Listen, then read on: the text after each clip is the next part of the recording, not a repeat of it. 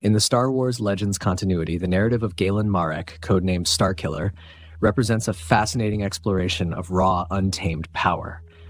As Darth Vader's secret apprentice, he was forged in the fires of his master's hatred, a living weapon intended to one day challenge the Emperor himself. We know this story, but its outcome was predicated on a single critical variable: his master. Today, we will examine how a single point of divergence could have altered the course of Galen's life and fundamentally reshaped the structure of the Galactic Empire. What if, instead of being discovered by the Broken Knight, Galen Marek was found and trained by the Master of the Sith himself? This one alteration would not only have resulted in an apprentice of unprecedented power, but would have created an instrument of control far more devastating than any battle station. The point of divergence occurs on Kashyyyk during the final moments of the Jedi Knight Kento Marek. In the established Legends timeline, it is Darth Vader who confronts and defeats Marek, subsequently discovering his immensely powerful son, Galen. Here, in this alternate timeline, the event is fundamentally altered. Drawn by a nexus of power in the Force he had not personally felt since the fall of Anakin Skywalker, Emperor Palpatine elects to investigate the disturbance himself. After striking down the Jedi, he senses the true source: a child, Galen, who, in a moment of terror, telekinetically rips the Emperor's own lightsaber from his hand. Palpatine does not perceive a threat. He perceives a vessel, pure, untamed potential, free from the baggage of failure and regret that so defined his current apprentice. Vader is a broken tool. This boy could be a masterpiece. He takes the child, not in secret, but as a ward of the Empire, spiriting him away to the deepest chambers of the Imperial Palace. This is not the crude, anger-fueled training Vader would have provided. This is a Sith education in its totality. Palpatine immerses the boy in the dark side, not as a storm, but as an ocean, teaching him Sith alchemy, the intricate dance of political manipulation, and exposing him to the haunted ruins of Malachor and the Sith throne world of Exegol. Places Vader himself knows nothing of. Starkiller is born not as a hidden dagger, but as the Emperor's declared wrath, an instrument of absolute authority. As the years passed, Starkiller's development under Palpatine would result in a strategic paradigm shift for the Empire. Where Vader served as a public symbol of Imperial might, a blunt enforcer, Starkiller was cultivated as an instrument of insidious political destabilization. His primary target becomes the nascent Rebel Alliance, and his methods are surgical and absolute. He does not engage in open warfare. He atomizes the rebellion from within. The implementation of targeted disinformation campaigns and manufactured scandals becomes his primary methodology. Senator Bail Organa finds his intelligence networks collapsing as loyalties are mysteriously twisted. Mon Mothma is politically isolated when unfortunate accidents befall the families of her allies. Garm Bel Iblis is framed for a terrorist attack against his own people, his reputation shattered. Starkiller moves through the political landscape like a plague, his power so subtle that no one can trace the source. He is a scalpel, where Vader was a hammer. Vader, for his part, is relegated to crushing pirate outfits on the Outer Rim, watching with a cold, simmering rage as this younger apprentice operates in the shadows of the core worlds.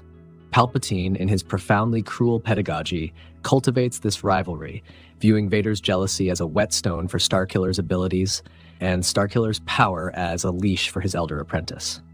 Nurtured by Palpatine's full knowledge of the Sith, Starkiller's raw potential begins to eclipse even what Anakin Skywalker had possessed.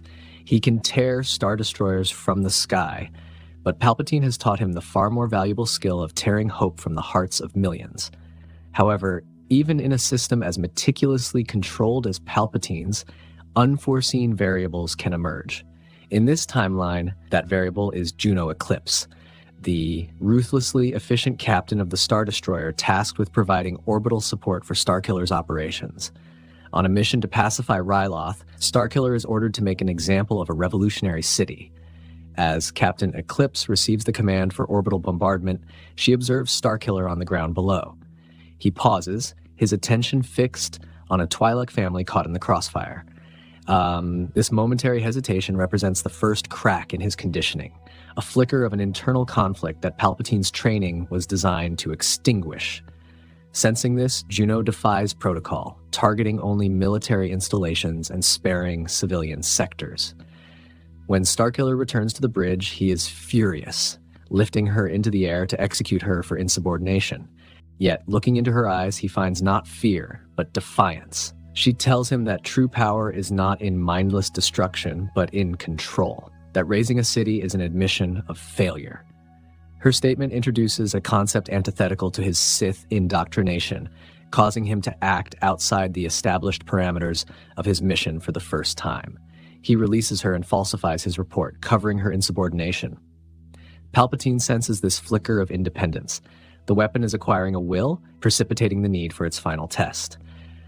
The stage for this final test is the ultimate symbol of Imperial power, the first Death Star. With the rebellion dismantled in its infancy, the station is not a weapon, but the throne from which the Sith will rule eternally. Palpatine summons both apprentices to the command spire. The rule of two, he tells them, is law. There can only be one. The ensuing confrontation is not merely a duel of lightsabers, but a collision of two distinct philosophies of the dark side. Vader is a raging inferno of pain and resentment. Starkiller, conversely, is a storm of precision, a master of Sith arts to which Vader was never privy. He turns Vader's rage against him, redirecting his attacks with a mastery of the Force Vader never achieved. Starkiller gains the upper hand, severing Vader's prosthetic hand in a bitter echo of his rival's many failures. He stands over the defeated Sith Lord and looks to his master for approval, the final confirmation of his ascension. Instead, he receives only Palpatine's cold, cruel laughter and a single clarifying word: vessel. In that one word, the entire architecture of his life is revealed. He was never an heir, but a container, meticulously engineered to hold a power greater than his own. Palpatine's endgame is thus revealed, not succession, but possession. He intends to transfer his own essence into Starkiller's perfect, powerful form, achieving a new state of immortality.